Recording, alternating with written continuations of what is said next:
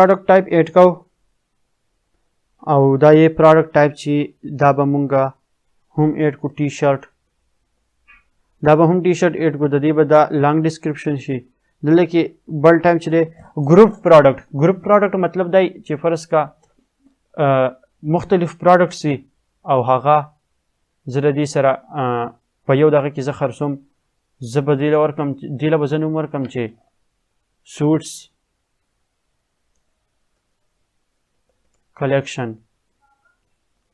او دا د هغې ګروپ پروډکټ چې زه سلیکټ کړم نو بیا دلته کې نور دلته کې ماته څه آپشن نه ښیي خو بیا ماته لینکډ پروډکټس ښیي چې په لینک پروډکټ اوس ماته پروډکټ ښیي چې کم پروډکټ زه دې سره ګروپ کول غواړم نو زه به دا شاپ وزټ کړم چې په دې کې د پروډکټ ستا نومونه څه دي ماته په یادونه دي یا دوه څه نومونه ورکړي دي نو زه چې سوټ سرچ کړم په سوټ باندې به هم ماته راواخلي یو به دا سلیکټ کړم بیا به سوټ سرچ کړم بل به دا سلیکټ کړم بل به سوټ سرچ کړم نو دا درې پروډکټس دي چې دا زه سیل کول غواړم ټیک شوه په دې یو ګروپ کې بیا اټریبیوټس دي د دې هغه اټریبیوټس کم کلر یا بل څه اټریبیوټس ورته تاسو اډ کولی شئ د دې ځای نه دلته کې به زه شارټ ډسکرپشن ولیکم دلته کې به دې ته زه ایمیج اډ کړم ایمیج چې دی هغه به ورته زه دا یو اډ کړم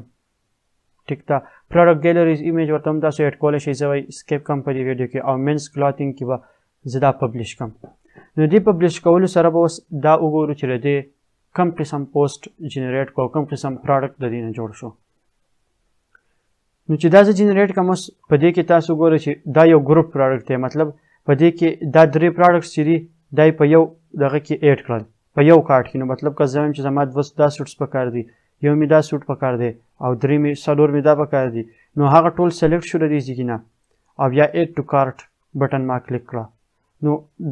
هغه درې سورس چې مختلف په یو دغه نه اډ شو نو دا دی د ګروپ پروډکټ کمال چې په هغې کې مختلف پروډکټس تاسو کمباین کولی شئ دا په هغه سچویشن کې ښایي فرض که ستاسو مختلف سچویشن بیا د پروډکټ سره ریلیټډ راتلی شي لیټ سپوز تاسو لیپټاپ سیلینګ کوئ ټیک ده نو چې تاسو لیپټاپ سیل کوئ